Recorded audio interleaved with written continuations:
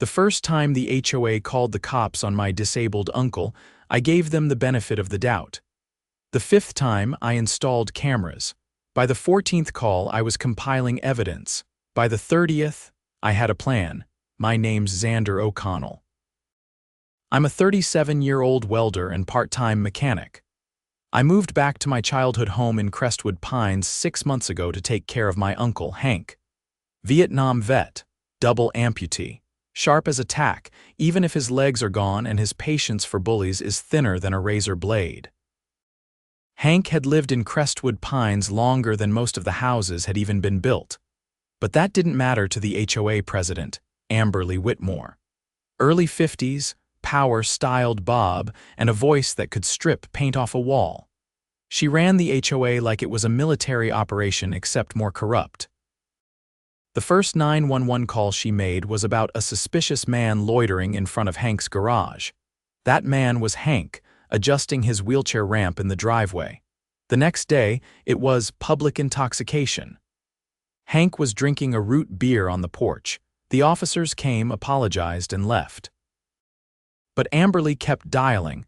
The calls became a daily routine, always the same. There's a man with no legs threatening the neighborhood, or he's yelling profanities at children, lies, all of it. I installed 3 security cameras, front porch, driveway, side gate, every angle covered. I even caught Amberly once, standing behind her golf cart, coaching her bratty grandson to scream on cue and pretend Hank had threatened him. The police were sympathetic, but their hands were tied. "We respond to calls. That's all we can do," one officer told me. It's not illegal to be annoying, unfortunately. But it is illegal to file false police reports, and it's definitely illegal to stalk and harass a disabled veteran. Amberly had a little crew she rolled with. 2 other middle-aged HOA board women named Cheryl and Maureen, both equally nosy and obsessed with their weekly wine meetings and ATV joyrides through the neighborhood. Yes, ATVs. The HOA had bought 2 of them for groundskeeping. But the only thing they were keeping was a tight patrol on everyone's lawns and trash bins. One day, I came home from work and found Hank sitting in his wheelchair at the edge of the driveway, shaking with rage. 2 cops were leaving, and Amberly was standing smugly in her pastel cardigan, arms crossed. "What happened?" I asked, setting down my tool bag. She said I flashed a knife. Hank growled. "I was holding a damn butter spreader, Xander. I was making a sandwich." Amberly turned to me. "You need to control your uncle. He's unstable." He screamed at my grandson again. "He was singing a Johnny Cash song," I said flatly. She shrugged. "It was aggressive. That was it. I'd had enough." The next morning, I took the week off work. I gathered all the video footage, downloaded the police dispatch logs, and started a file. I labeled it HOA Harassment Hank. Then I drove down to the county records office and pulled the HOA's budget filings. That's when I struck gold. Turns out, the ATVs had been purchased with funds from a community safety initiative, an initiative that had never been voted on and had no paper trail of board or community approval. Worse, they were registered under the HOA president's name, not the HOA itself. I printed it all. Video stills. Logs, budget discrepancies. I even got a notarized letter from the ex-treasurer who had resigned last year after Amberly allegedly pressured her into signing blank checks. Her name was Lena, and she didn't mince words when I met her at the diner. She thinks the HOA is her little kingdom. "You bring her down, you bring down the whole rotten board," she said, sliding me a manila envelope. This is the original ledger before she started doctoring it. By Friday, I had enough evidence to make the DA blink, but I wasn't done yet. I wanted the HOA's ATVs. Why? Because they were bought illegally and used for harassment. I filed a formal complaint with the city's fraud division and submitted all my evidence, false police reports, forged budget allocations, and video evidence of Amberly and her crew using the ATVs to follow kids on bikes, peek into backyards, and even chase a raccoon off someone's roof. The next step. I went public. I printed flyers, titled them, Did the HOA call the cops on you too? I listed the number of calls made from Amberly's address and included a QR code that linked to a private page with the footage. I dropped one on every porch in the neighborhood. By Sunday afternoon, I had 34 anonymous messages in my inbox. One guy even said he'd been fined for emitting unapproved barbecue smoke. At 6 p.m., I heard the roar of ATVs outside. Amberly and Cheryl were circling the cul-de-sac like it was a racetrack. I walked out with Hank and waved. "Evening, ladies," I said. Amberly slowed to a stop. "You're distributing slander, Xander. That's illegal." "No, ma'am," I said. "It's called evidence, and I just emailed the entire HOA mailing list a copy." She paled. Cheryl drove off, pretending her engine drowned out my words. Amberly stepped off the ATV and marched up to me. "You're going to regret this," she hissed. "No," I said, holding up my phone. "You are." Behind her, 2 squad cars rolled up, the same officers who'd been called to our house over 20 times. They looked tired. One of them, Officer Ramirez, nodded at me. "Can we see your ATVs, ma'am?" he asked Amberly. "We have a seizure order from the county, misappropriation of HOA funds." Amberly's face went sheet white. "This is a mistake." "No, it's not," I said. "You've been harassing a disabled veteran for months. You committed fraud with HOA money. You used emergency services like your personal security force, and now you're going to be famous." The other officer wheeled Hank forward. "Sir, would you like to press charges?" "Oh, hell yes," Hank said. "Throw the book at him. Make it hardcover." Amberly tried to argue, but the officers had already started reading her rights.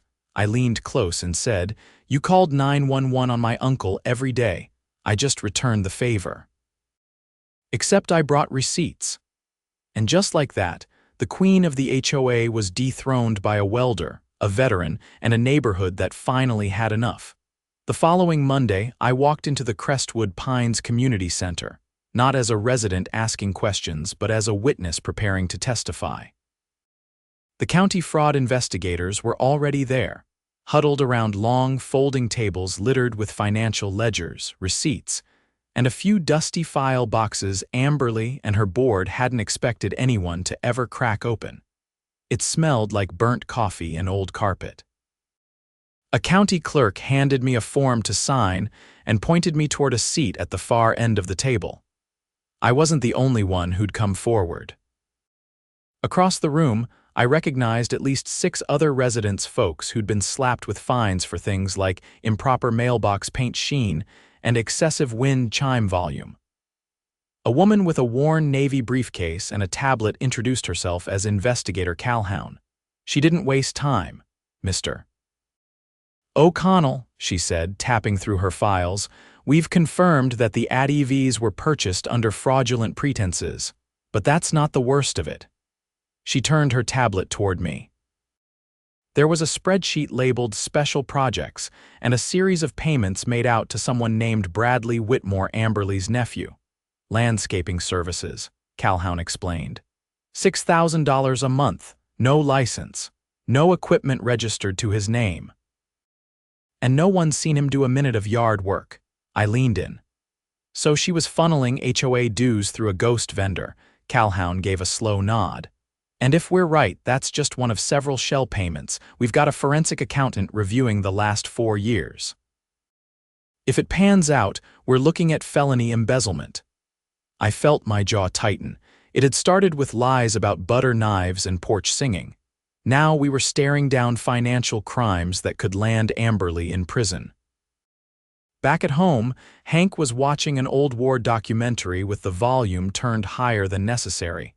I told him the latest, and he turned the TV down. "She always thought she was too smart to get caught," he said. "That's the dangerous kind. Petty power with an ego." That night, a few neighbors came by. First was Mrs. Devine, who lived 3 houses down and brought over a peach cobbler as thanks. Then came Malik, a high school physics teacher who'd once been fined for having non-standard curtain colors. He asked if we were organizing anything official. I told them yes. We were forming a residents' coalition to replace the board. "I'm in," Malik said. I've got a projector and a screen. We can hold meetings in my garage, Mrs. Devine nodded. I've got folding chairs and a very loud voice. Word spread fast. By Wednesday, we held our first unofficial HOA reform meeting. 32 people showed up. Some brought printouts of their own documentation photos of board members using HOA maintenance funds to resurface a private tennis court in Cheryl's backyard, and a scanned copy of a letter where Maureen threatened to revoke a family's community pool access because their daughter wore a non-regulation swimsuit. As people shared their stories, the mood shifted from frustration to resolve. We weren't just angry anymore. We were organized. Meanwhile, the county investigators kept digging. I got a call from Calhoun late Thursday. Mr.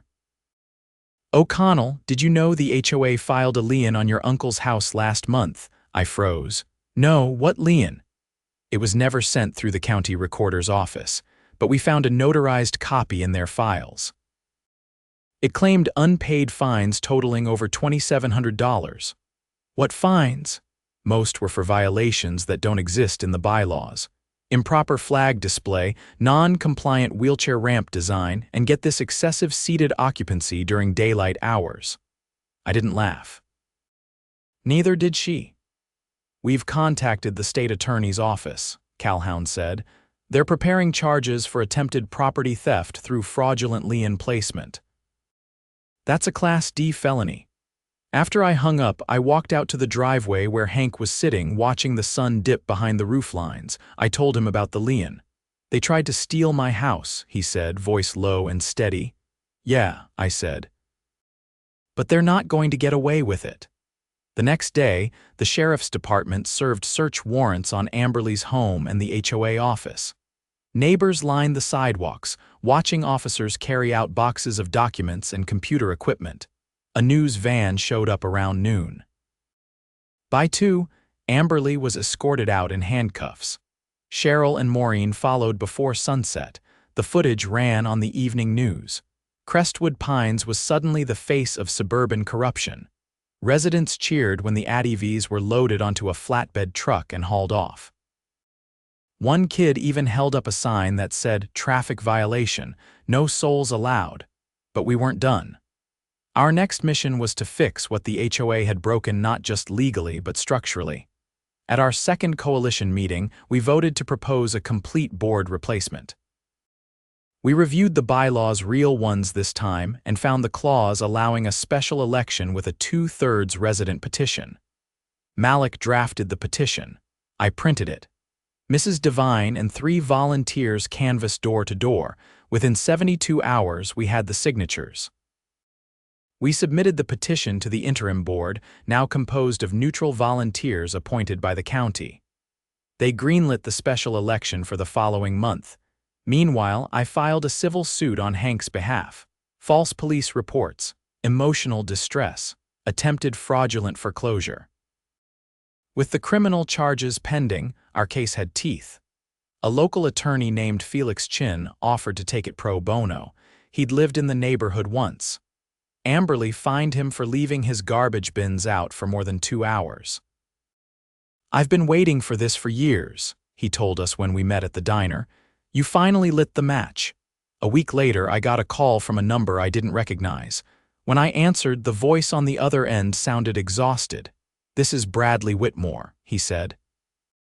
I didn't know what she was doing. I just cashed the checks. I didn't even mow a single lawn. I didn't say anything. "I want to cooperate," he added. "I'll give you everything I have, emails, texts." She made me sign off on fake invoices.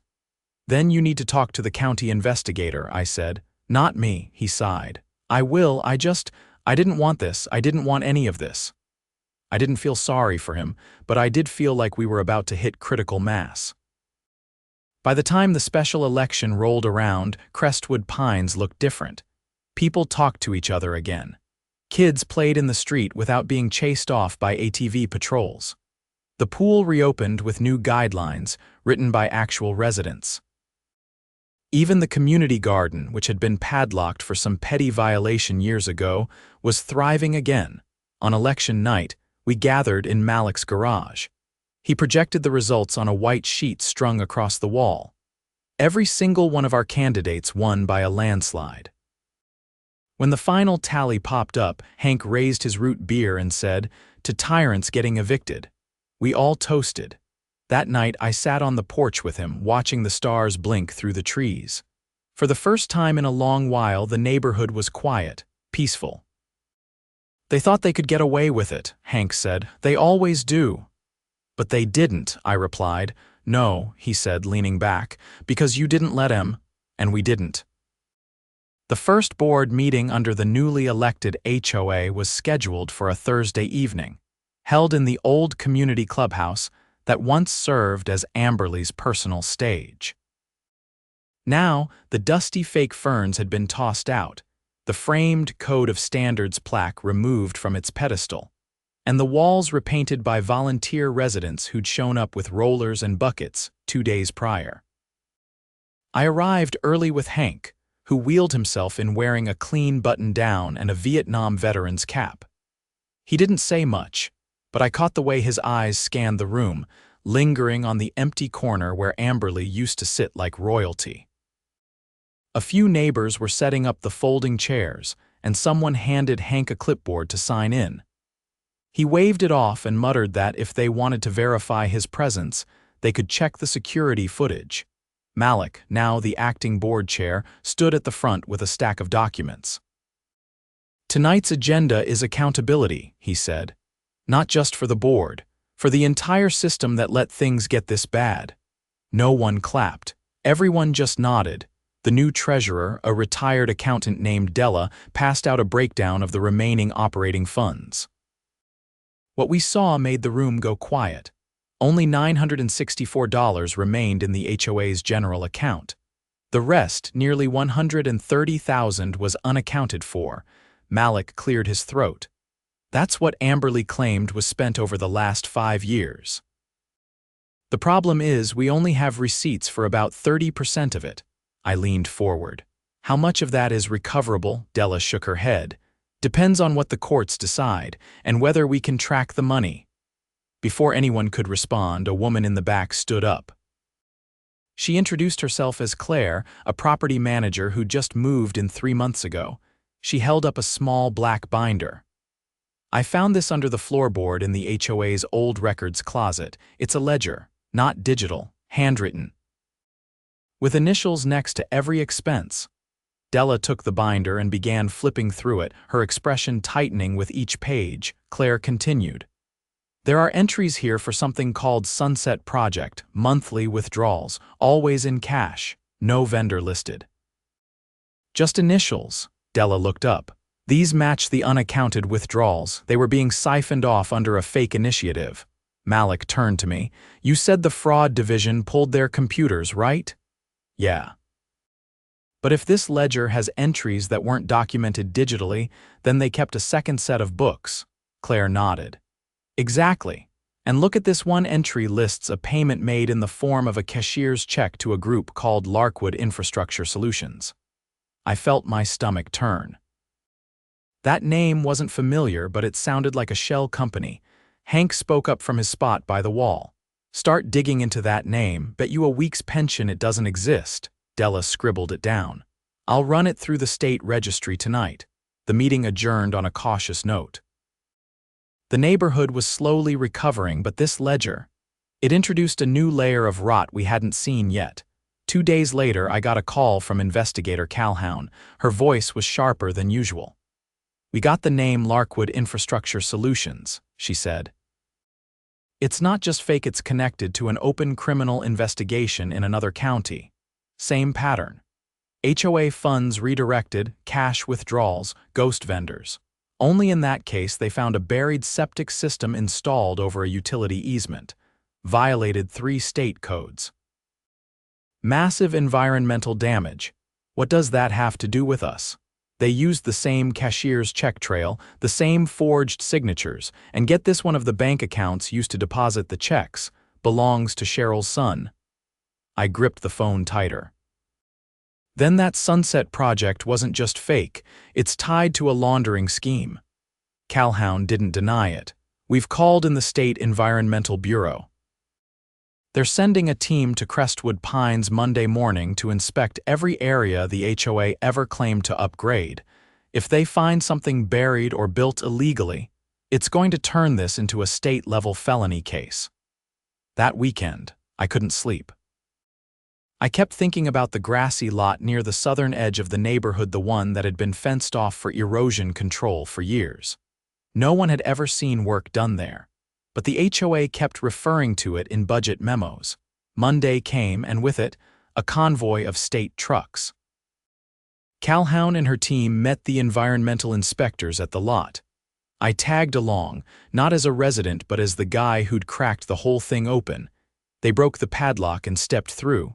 The grass was overgrown. At first glance, it looked like any other neglected patch of land. But within minutes, one of the inspectors called out. They'd found soil displacement. Fresh fill, just a year or two old, right over a series of capped PVC pipes. They began digging. What they found underneath wasn't just pipes. It was a full illegal drainage system, one that redirected runoff from several streets into an undeclared sump pit lined with synthetic liner and concrete slabs. No permits, no inspections, no records.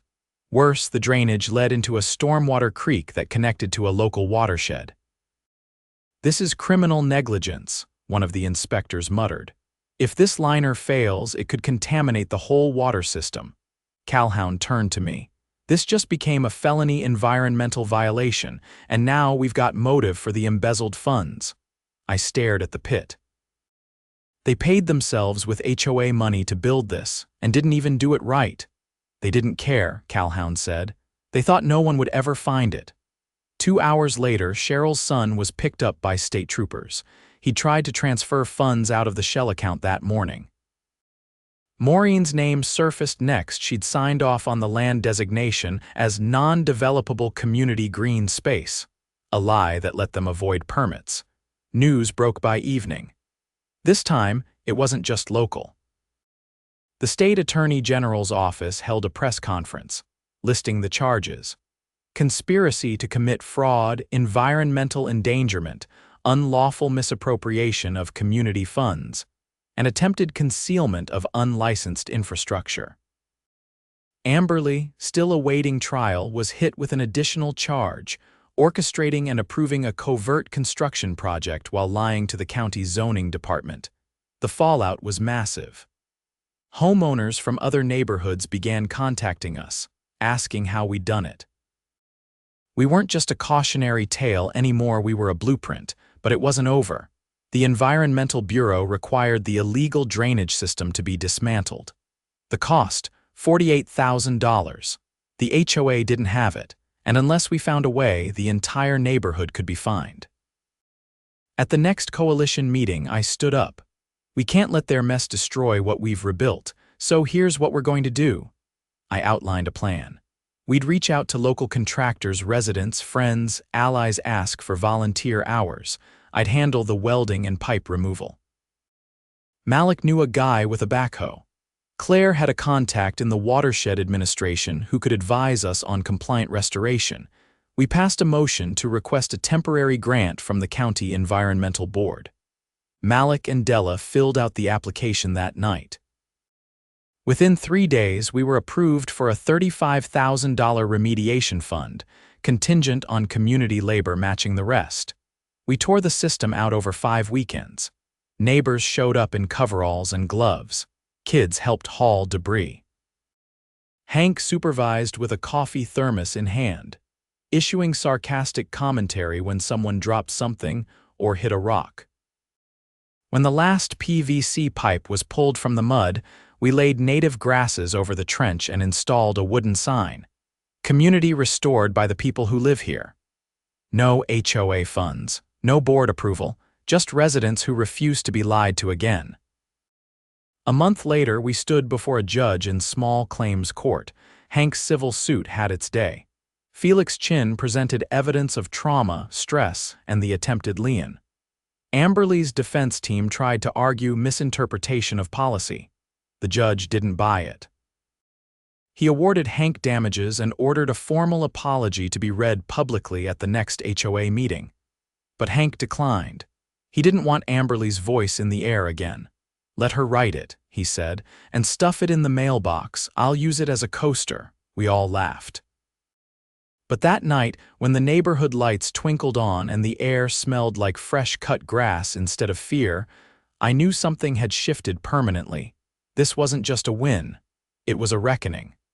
The morning began with a knock that sounded too polite to be trouble. Hank was already up, nursing a reheated cup of black coffee and watching the weather roll in through the porch screen. I tightened the last bolt on the replacement mailbox we'd built for Malik, one of 4 we'd restored after the old ones mysteriously disappeared during Amberly's brief reign of petness. When I opened the door, a tall man in a charcoal suit flashed a badge with a gold seal and introduced himself as Federal Agent Kieran Sloan. "Mr. O'Connell," he said, eyes steady. "I'm with the U.S. Department of Housing and Urban Development. We need to talk." I stepped aside without a word. Hank raised an eyebrow when Sloan entered but said nothing. I pulled out 2 chairs and turned off the box fan. Sloan placed a thin folder on the table. "We've been reviewing Crestwood Pines for over a year now. Your involvement accelerated the timeline." I leaned back. "You're not here for the ATV scam or the illegal drain field. We already handled that." He opened the folder and slid a photo across the table. It showed a blank plot of land, except it wasn't blank. Beneath the surface, infrared imaging revealed a grid of narrow concrete channels. "This," Sloan said, "is a stormwater diversion system. It was reported as a FEMA-funded infrastructure project. The problem is no such project was ever approved here." I glanced at Hank, whose expression darkened. Sloan continued. "We believe Amberly and her board falsified documents and submitted reimbursement claims to FEMA after a minor flood event 3 years ago. Total money collected, $112,000, but the work was never inspected and the funds were pocketed." Hank set his mug down. "So they stole federal disaster relief money?" Sloan nodded. "We're filing charges under the Stafford Act. It's felony fraud and it falls under federal jurisdiction. We've also found that one of the board members created a dummy consultancy firm listed as the project manager. That firm was receiving monthly payments until last month." I crossed my arms. "Why bring this to us? We need witness testimony from someone who's documented the board's behavior. You've done more than anyone. You have credibility." He handed me a subpoena. My stomach tightened, not from fear but from the weight of it all. Hank took the document and read it slowly, then handed it back without saying a word. "I'll testify," I said. Sloan stood. "We'll be in touch. And Mr. O'Connell, thank you. You're not just helping your neighborhood. You're helping the state build a precedent." After he left, Hank rolled himself out to the porch, the screen door rattling behind him. I followed with a notepad, jotting down what he'd said. "This isn't just a bad board anymore," Hank said. "These people were laundering federal disaster money." "That's prison territory." I didn't disagree. 2 days later, I was called in to meet with the federal prosecutor. The meeting was held in a plain, nondescript office downtown. The prosecutor, a woman named Evelyn Hargrove, had the kind of demeanor that told you she'd seen worse and never once flinched. She motioned for me to sit. "We've confirmed everything Agent Sloan told you." What we didn't expect was an additional paper trail leading to a second FEMA claim, this one filed under a different HOA in a different county. Same names, same signatures, same fake consultancy. My jaw tightened. "They were running a racket," I said. "Yes, a regional one, with Crestwood Pines as their test site." She handed me a list of the individuals under indictment. Amberly, Cheryl, Maureen, Cheryl's son, and 2 others I didn't recognize, but one of them was an employee at a local zoning office. A name I'd seen stamped on half a dozen permits we'd questioned. "He was paid to fast-track forged documents," Hargrove said. "We arrested him this morning." I sat back. "What happens next? You'll testify, then we bury them with the evidence." On the day of the federal hearing, I wore the only suit I owned, navy blue, a little tight in the shoulders. Hank came with me but waited in the hall. I stepped into the courtroom and was sworn in. Hargrove guided the questioning. I described the first signs of abuse, the harassment, the false 911 calls. Then I detailed the forged budgets, the fake vendors, the illegal drainage system, and finally, the FEMA fraud. The defense tried to rattle me. The opposing attorney suggested I had a vendetta, that I was emotionally invested. I didn't deny it. Of course I'm emotionally invested, I said. They tried to take my uncle's home by filing a fake lien. They broke the law and used public money to do it. If that doesn't deserve emotional investment, what does? The judge didn't object. Neither did the jury. After my testimony, Hank was called in not to testify about the fraud, but to describe the impact of the board's actions on his daily life. He sat straight in his chair, cap off, voice steady.